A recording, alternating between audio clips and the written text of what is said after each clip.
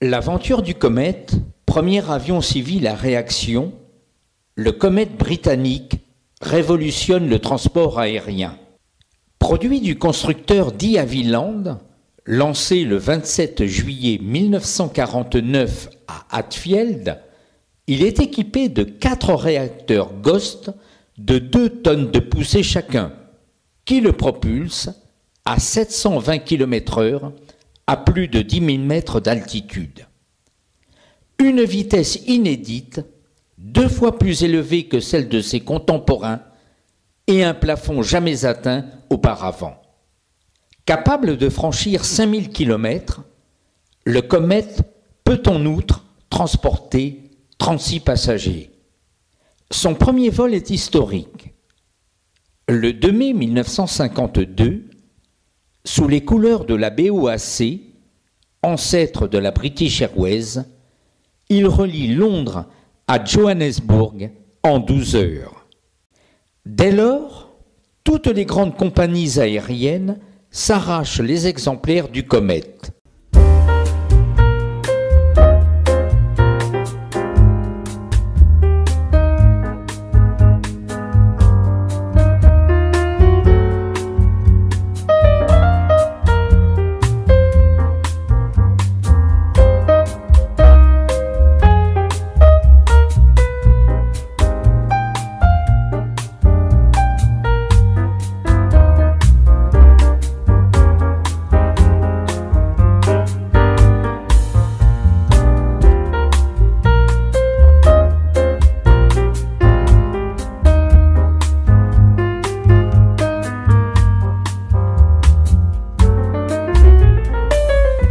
En France, UAT reçoit les siens au mois de décembre, qui permettront à la compagnie d'assurer un Dakar depuis Paris en 7 heures et de relier Casablanca en 3 heures à peine. La presse, les compagnies aériennes, les passagers, tout le monde encense l'appareil. À Alger, le Comet régulier d'Air France se pose après un vol d'inauguration présidé par M. Roger Léonard, gouverneur général de l'Algérie. Après une courte escale permettant aux passagers la classique visite de la Casbah, le Comet reprendra son vol vers la métropole. Cet appareil équipé de 4 turboréacteurs est conçu pour naviguer à 12 000 mètres d'altitude, au-dessus de toute turbulence atmosphérique. L'avion glisse dans l'air à 750 km/h et si la température extérieure tombe à moins 60 degrés, les 44 passagers, parmi lesquels M. Fares, président de l'Assemblée algérienne, déjeunent dans une confortable ambiance. 40 ans presque jour pour jour après la traversée de la Méditerranée par Roland Garros, la liaison Alger-Paris en 2 heures par le Comet est l'image même du pas immense fait par l'aviation. Hélas, l'aventure du Comet est jalonnée d'accidents qui conduisent bien vite à rectifier ce jugement. En mars 1953 et en janvier 1954, notamment, 2 avions explosent en plein ciel.